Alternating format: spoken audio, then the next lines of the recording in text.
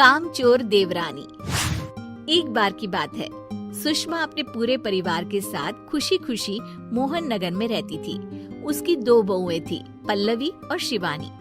एक दिन दोनों बहुएं रसोई में काम कर रही होती है कि तभी उनकी सास सुषमा उन्हें बुलाती है।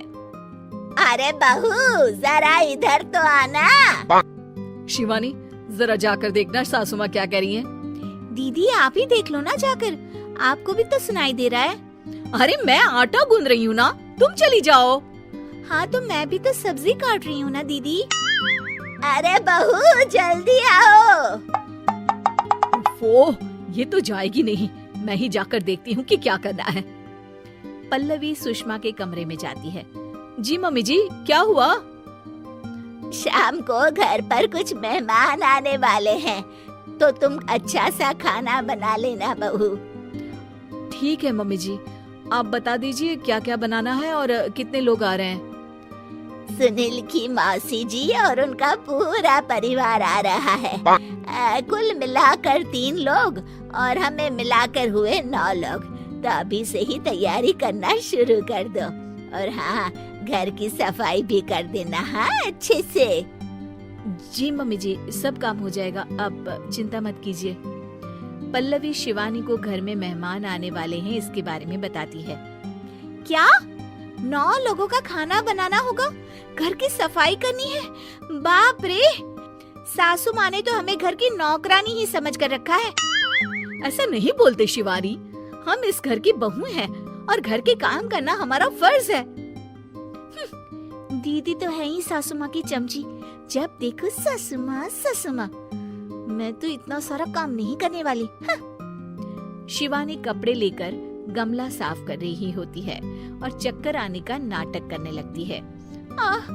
मेरा सर चकरा रहा है। तभी वहाँ पल्लवी और सासू माँ जाते हैं।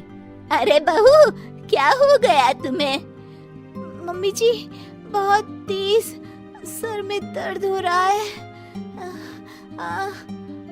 तुम एक काम करो शिवानी, आराम कर लो। नहीं नहीं दीदी, घर में मेहमान आने वाले हैं, मुझे आपकी मदद करनी चाहिए। अरे कोई बात नहीं शिवानी, तुम आराम कर लो, मैं सब काम कर लूंगी। ठीक है दीदी, अगर आप इतना कह रही हैं तो आराम कर लेती हूँ। शिवानी आराम से अपने कमरे में मैगजीन पढ़ रही होती है। इसे कहते हैं आराम की जिंदगी। इतना सारा काम। चलो, सारा काम खत्म हो गया, शिवानी को देख आती हूँ। शिवानी अपने कमरे में ईयरफोन में गाने सुनते सुनते सो जाती है और उसके साइड में मैगजीन भी रखी होती है। पल्लवी वहाँ आ जाती है और वो सब देखती है। ओहो, तो मतलब सब काम चोरी का बहाना था। अभी बताती हूँ इसको। घर का सारा काम मुझे करना पड़ा और ये महारानी यहाँ मैगजीन पढ़ रही है, गाने सुन रही है।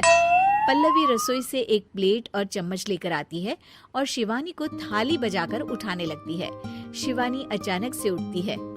उठ गई महारानी, गाने भी सुन लिए, मैगजीन भी पढ़ ली। तुम तो बहुत बड़ी झूठी निकली शिवानी।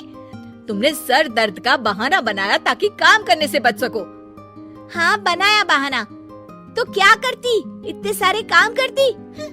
मुझे कोई शौक नहीं है चापलूसी का। क्या चापलूसी? तुम्हें लगता है कि मैं सारे काम चापलूसी के लिए कर रही हूँ? नहीं तो क्या। तभी वहाँ सासू माँ आ जाती हैं।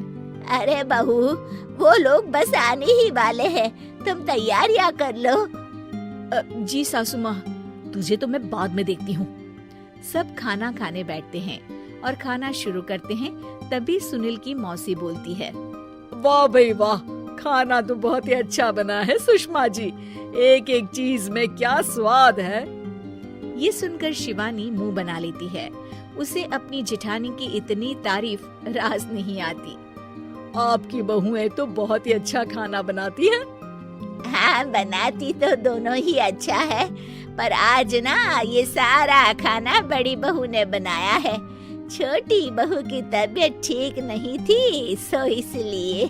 मानना पड़ेगा सुषमा जी, आपकी बड़ी बहू तो बहुत ही गुणवान है। पल्लवी की तारीफ सुनकर शिवानी को जलन होती है। पल्लवी ये सुनकर खुश हो जाती है और शिवानी की तरफ देखकर उसे चिढ़ाती है। कुछ देर बाद मेहमानों के जाने का वक्त हो जाता है। मौसी जी सबके लिए उपहार लाई होती है। वो सबको शगुन के पैसे देती है और अंत में पल्लवी के पास आती है। तुम्हारे लिए शगुन का लिफाफा तो है ही, पर बहू तुम्हें एक और उपहार भी मिलेगा इतना अच्छा खाना बनाने के लिए। मौसी अपने सोने के कंगन निकालकर पल्लवी को पहना देती है। ये लो, ये मेरे मनपसंद कंगन है, अब से ये तुम्हारे हुए। धन्यवाद मौसी जी। ये देखकर शिवानी तो पूरी तरह से जल जाती है और गुस्से से रसोई में चली जाती है।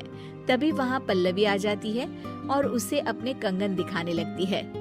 देवरानी जी, अब आपका सर दर्द ठीक तो है ना? मुझे लगता है कि अब सर दर्द शुरू हो गया होगा आपका।